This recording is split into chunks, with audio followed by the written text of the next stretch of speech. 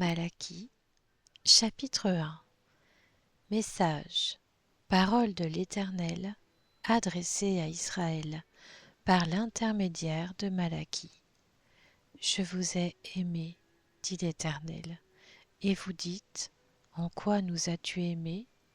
Ésaü, n'est-il pas le frère de Jacob? Déclare l'Éternel. Cependant, j'ai aimé Jacob, et j'ai détesté Ésaü. J'ai livré ses montagnes à la dévastation, son héritage aux chacals du désert. Si Édom prétend, nous sommes détruits, mais nous relèverons les ruines, voici ce que dit l'Éternel, le Maître de l'univers. Qu'ils construisent, je démolirai, et on les appellera pays de la méchanceté, peuple contre lequel l'Éternel est irrité pour toujours. Vos yeux le verront, et vous direz, l'Éternel est grand, même en dehors des frontières d'Israël. Un fils honore son père et un serviteur son maître. Si je suis père, où est l'honneur qui me revient? Si je suis maître, où est la crainte qui m'est due? Dit l'Éternel, le Maître de l'univers, à vous, les prêtres, qui méprisez mon nom, et qui dites, en quoi avons-nous méprisé ton nom? Vous offrez sur mon autel des aliments impurs et vous dites, en quoi t'avons-nous souillé? C'est en disant, la table de l'Éternel est dérisoire, quand vous offrez en sacrifice une bête aveugle. N'est-ce pas mal? Quand vous offrez une bête boiteuse ou malade, n'est-ce pas mal? Offre-la donc à ton gouverneur. Te recevra-t-il bien? Te fera-t-il bon accueil, dit l'Éternel, le Maître de l'univers? Et maintenant, priez Dieu pour qu'il ait pitié de nous. C'est de vous que cela vient. Vous recevra-t-il favorablement, dit l'Éternel, le Maître de l'univers? Lequel de vous fermera les portes pour que vous n'allumiez plus inutilement le feu sur mon autel? Je ne prends aucun plaisir en vous, dit l'Éternel, le Maître de l'univers, et je n'accepte pas les offrandes de votre main. En effet, du soleil levant au soleil couchant, mon nom est grand parmi les nations, et partout on fait brûler de l'encens en l'honneur de mon nom. On présente des offrandes pures. Oui, mon nom est grand parmi les nations, dit l'Éternel, le Maître de l'univers. Mais vous, vous le déshonorez en déclarant, la table de l'Éternel est souillée, et ce qu'elle rapporte est une nourriture dérisoire. Vous dites, quel ennui! Et vous la dédaignez, dit l'Éternel, le Maître de l'univers. Cependant, vous amenez des bêtes volées, boiteuses ou malades. Voilà les offrandes que vous faites. Puis-je les accepter de vos mains, dit l'Éternel? Maudit soit le tricheur qui a dans son troupeau un mâle et qui offre et sacrifie au Seigneur une bête en mauvais état. Car je suis un grand roi, dit l'Éternel, le Maître de l'univers, et mon nom est craint parmi les nations. Malachie, chapitre 2. Maintenant, prêtres, ce commandement est pour vous. Si vous n'écoutez pas, si vous ne prenez pas à cœur de donner gloire à mon nom, dit l'Éternel, le Maître de l'univers, j'enverrai parmi vous la malédiction, et je maudirai vos bénédictions. Oui, je les maudirai, parce que vous ne prenez pas cela à cœur. Me voici, je menace votre descendance et je vous jetterai des excréments au visage, les excréments des victimes que vous sacrifiez, et on vous emportera avec eux. Vous saurez alors que je vous ai adressé ce commandement, afin que mon alliance avec Lévi subsiste, dit l'Éternel, le Maître de l'univers. Mon alliance avec lui était une alliance de vie et de paix. Je les lui ai donnés pour qu'il me craigne, et il a eu pour moi de la crainte. Il a tremblé devant mon nom. La loi de vérité était dans sa bouche. On ne trouvait pas d'injustice sur ses lèvres. Il a marché avec moi dans la paix et dans la droiture, et il a détourné beaucoup d'hommes du mal. En effet, les lèvres du prêtre sont les gardiennes de la connaissance. C'est à sa bouche qu'on demande la loi, parce qu'il est un messager de l'Éternel, le Maître de l'univers.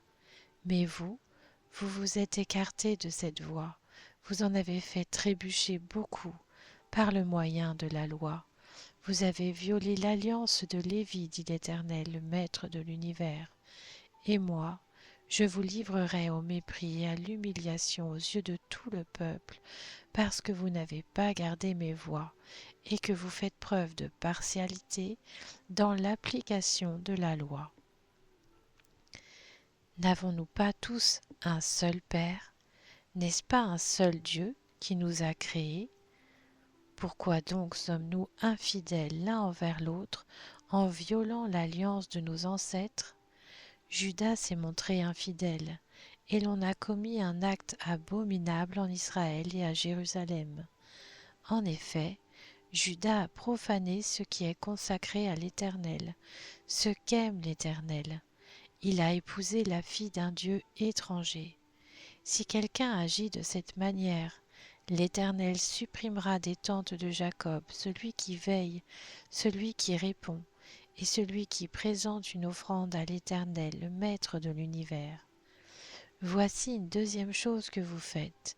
Vous couvrez l'autel de l'Éternel de larmes, de pleurs et de gémissements, de sorte qu'il ne prête plus attention aux offrandes, et qu'il ne peut rien accepter de vos mains, et vous dites, pourquoi? Parce que l'Éternel a été témoin entre toi et la femme de ta jeunesse que tu as trahie. Et pourtant, elle était ta compagne et la femme avec laquelle tu étais lié par une alliance. Personne n'a fait cela avec un reste de bon sens. Un seul l'a fait. Et pourquoi? Parce qu'il recherchait la descendance que Dieu lui avait promise. Veillez sur votre esprit, que personne ne trahisse la femme de sa jeunesse, car je déteste le divorce, dit l'Éternel, le Dieu d'Israël, et celui qui couvre son habit de violence, dit l'Éternel, le Maître de l'univers. Veillez sur votre esprit, et ne commettez pas cette trahison. Vous fatiguez l'Éternel par vos paroles, et vous dites, en quoi l'avons-nous fatigué? C'est en disant, l'Éternel voit d'un bon œil celui qui fait le mal. C'est en lui qu'il prend plaisir. Ou encore, où est le Dieu de la justice? Malachie, chapitre 3. Voici que j'enverrai mon messager pour me préparer le chemin. Et soudain, il entrera dans son temple, le Seigneur que vous cherchez, le messager de l'alliance que vous désirez. Le voici qui arrive, dit l'Éternel, le Maître de l'univers. Qui pourra supporter le jour de sa venue? Qui restera debout quand il apparaîtra? En effet, il sera pareil à un feu purificateur, à la lessive des blanchisseurs. Il s'assiera pour fondre et purifier l'argent. Il purifiera les descendants de Lévi. Il les rendra purs comme on rend pur l'or et l'argent. Et c'est suivant la justice qu'ils présenteront des offrandes à l'Éternel. Alors l'offrande de Juda et de Jérusalem sera agréable à l'Éternel comme autrefois, comme par le passé. Je m'approcherai de vous pour le jugement, et je m'empresserai de témoigner contre les magiciens et les adultères, contre ceux qui prêtent de faux serments, contre ceux qui exploitent le salarié, qui oppriment la veuve et l'orphelin, qui font tort à l'étranger, et ne me craignent pas, dit l'Éternel, le Maître de l'univers. Je suis l'Éternel, je ne change pas. Et vous, descendants de Jacob, vous n'avez pas été détruits. Dès l'époque de vos ancêtres, vous vous êtes écartés de mes prescriptions, vous ne les avez pas respectées. Revenez à moi, et je reviendrai à vous, dit l'Éternel, le Maître de l'univers. Et vous dites, en quoi devons-nous revenir? Un homme peut-il tromper Dieu? En effet, Vous me trompez, vous dites, en quoi t'avons-nous trompé?